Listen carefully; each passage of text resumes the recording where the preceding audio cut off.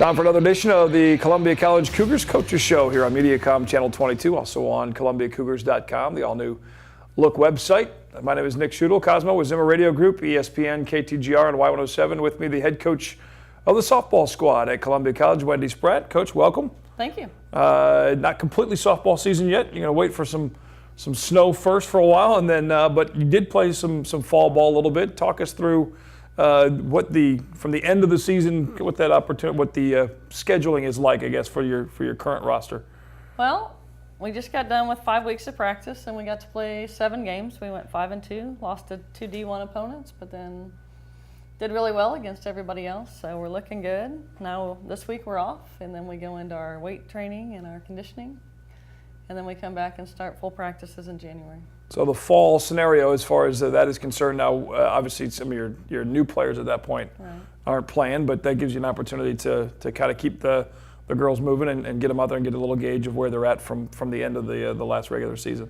Yeah, I really think so. You know, I think one of the things that we didn't have a lot of depth in pitching last year, and we have 2 freshmen coming in, and they've done a great job. But I'll tell you what, Amber's really stepped up. I didn't know where she'd be in that. You know, I thought maybe the new ones would be 1 and 2, but she's taken over that number 1 spot, and she threw very well this fall.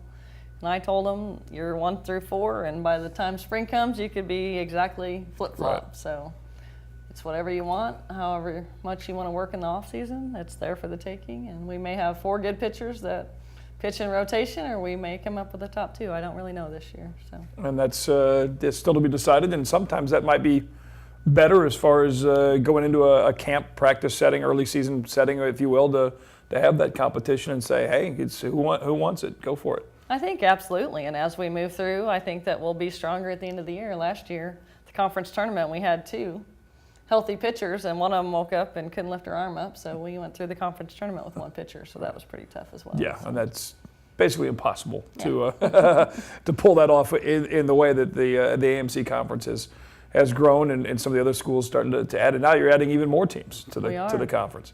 And that just adds to the competition level and to the games as well. And a few longer road trips now with some Tennessee and Kentucky games. Yeah, we're excited to go to Freed-Hardeman in Kentucky. We make that road trip on our very first year. So Freed-Hardeman's been ranked in the top 15, so we're anxious to get there and play. That was going to be one of my questions. Obviously I know on the women's basketball side, Freed-Hardeman's a team that's won a couple titles and has been in the Final Four as recently as a couple years ago. It's a huge addition on that side of things. I didn't know how the softball programs were with some of those new schools. Yeah, I'm not sure about Mid-Continent. I haven't seen or heard anything about them, but I know Freed is good. We've seen them at tournaments, and they finished well at the end of the year last year. Well, Marley Hayes and Jamie Holmes had a big honor at the end of last year with the Fast Pitch Association with an all-team honor, and this is where my brain starts going, holy cow, wait a minute, who's a senior already? You start going through these different players, and especially with Marley being a 4-year senior for you, one of several coming up for this season. Talk about the growth of her and some of the other girls that are in that senior year class this year. You know, we're pretty excited. We've got 4 seniors from Jeff City. We've got Marley that you talked about, Whitney, they're both from Jeff City High School, and then we have Taylor Richter and Kristen Eichen from Blair Oaks, and they're all 4-year seniors. And I got a little choked up the other day just thinking about all 4 of them leaving at the same time. And then we have Jamie Holmes, who's she's been here, this is her 3rd year, but she was medically redshirted 1 year. And so they've been around a while, and they're my infield. I have a full senior infield, so that's going to be really great for us this year, but next year it's going to be hard to replace them for sure. Yeah, you always want to look ahead at least a little bit, but at the same time, that's a moment where you go, no, let's don't look ahead yet. Yeah. Let's enjoy this as much as we can. But you know, that goes along with the same thing with the pitching. You know, over the years, obviously back to the days of Valerie Teeter, you didn't even have to worry about the pitching rotation whatsoever. You're like, circle's covered, we're good. Let's figure everything else out. And now it's, you know, back and forth on that front. And you mentioned the Blair Oaks, the Jeff City. There's now a new player coming in from Helias. That the pipeline seems to be coming up from 63, which is good. It's good to see a lot of local talent be able to play at a high level in the AMC conference. Yeah, we're really excited about Paxton joining the pitching ranks as well. She had a great senior year, and again, you know, she's probably at number 4 right now. And I told her, I said, you know, when you came in, I expected you to be the number 1 pitcher. So she said, I know, I'm going to get to work. So that's the right attitude. So we hope that she really works hard And her pitches are doing well. She's just maybe not used to that finesse that you have to have in the college game against the hitters, because she'll come in with 2 great strikes and then, put one down the middle. Yeah. That doesn't work in the college game.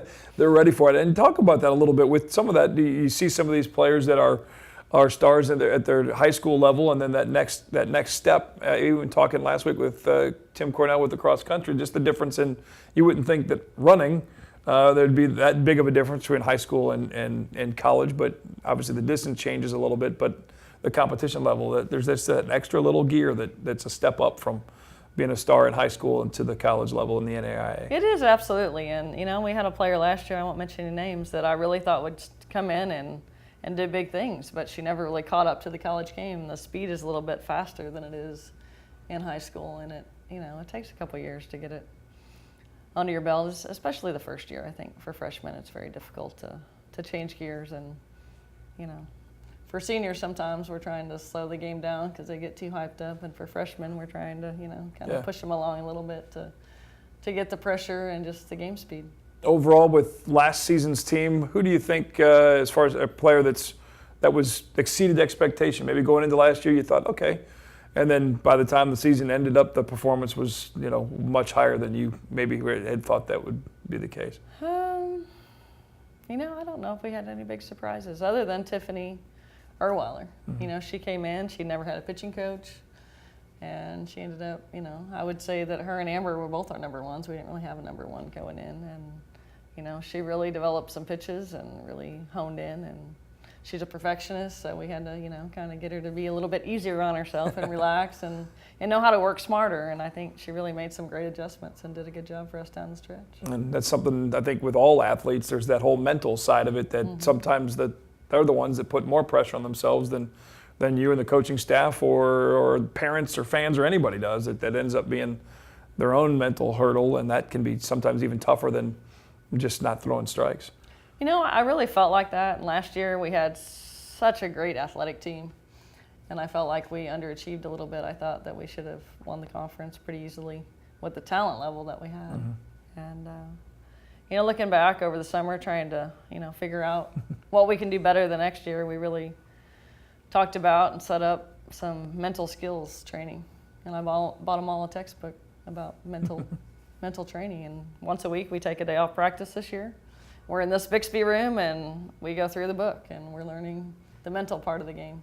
We always talk about as coaches that the mental game is at least 80% of the game, but we spend all of our time on mechanics and physical practice. We don't take the time out to do the mental game. But this year we are trying something new, and hopefully it'll pay off in the end. Add something to the mix. When we come back, we'll talk a little bit about the scheduling. The team always starts off with some fun road trips, at least some experiences, and that's also another opportunity to try and bond a new team together. Not as many new players this year as there have been at different times, but we'll talk a little bit about the scheduling and talk more with Coach Wendy Spratt here, Cougar College softball coach, after this on the Coaches Show here on Mediacom Channel 22.